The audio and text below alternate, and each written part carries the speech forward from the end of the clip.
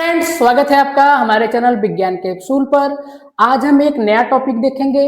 कल हम लोगों ने देखा था डाल्टन एटॉमिक थ्योरी। तो थ्योरी तो समझ में आ गया, क्या हुआ कैसे हुआ। उसका अनुप्रयोग यानी एप्लीकेशन कहाँ कहाँ होगा ये देखेंगे। ठीक है, तो आइए शुरू करते हैं। पहला जो है इन्होंने कंसेप्ट दिया था अपना उस थ्योरी के लिए कि Dalton atomic theory follow the law of conservation of definite proportion.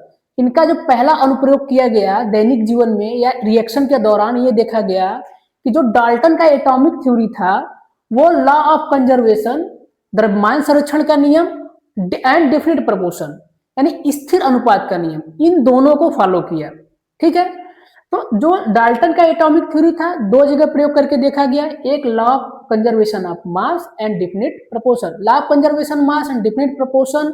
इसके अलावा मल्टीपल प्रोपोर्शन, गए-लुसेक लॉ एंड आपका मल्टीपल प्रोपोर्शन। ये 3 4 5 जो हमने लॉ पढ़ा है ये प्रीवियस लेक्चर में आपको शॉर्ट्स में मिल जाएंगे।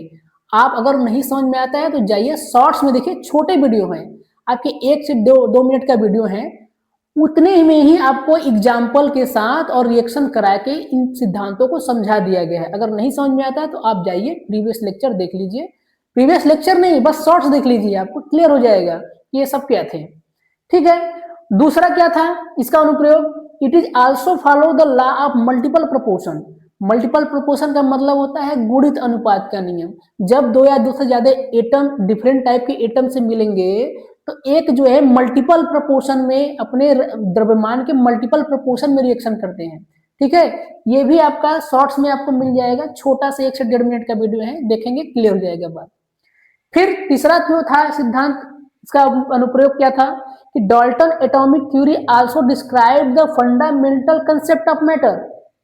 जो डाल्टन का सिद्धांत था, जो थ्योरी दिया गया था, वो हमारे द्रव्यमान के मूलभूत उसके संरचना है, और संरचना नहीं, मूलभूत जो मैटर के मूलभूत कार्य होते हैं उसको डाल्टन एटॉमिक थ्योरी ने बताया।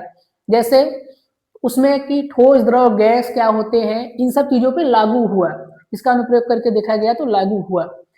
फिर चौथा जो था, this theory also clear the different atoms have different property.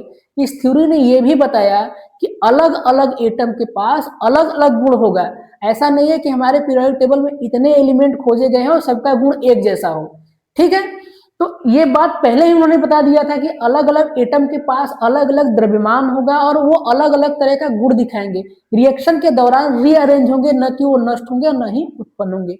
ये सब बातें डाल्टन एटॉमिक थ्योरी में हम लोगों ने देखा था, रिएक्शन भी देखा था उसका कि कैसे जो है इनके सिद्धांत को फॉलो कर रहा है। ठीक है, इतनी बात आपको आई होप समझ में आ गया होगा। वीडियो को लाइक और शेयर कीजिए, कमेंट करके बताइए और क्या इसमें आपको क्या और अच्छा लगा, क्या खराब लगा, क्या और पढ़ना चाहिए, क्या और पढ़ाना चाहिए और क्या इसमें और इम्प्रूव करना चाहिए। ठीक है, थैंक यू, इसको नोट कर लीजिए।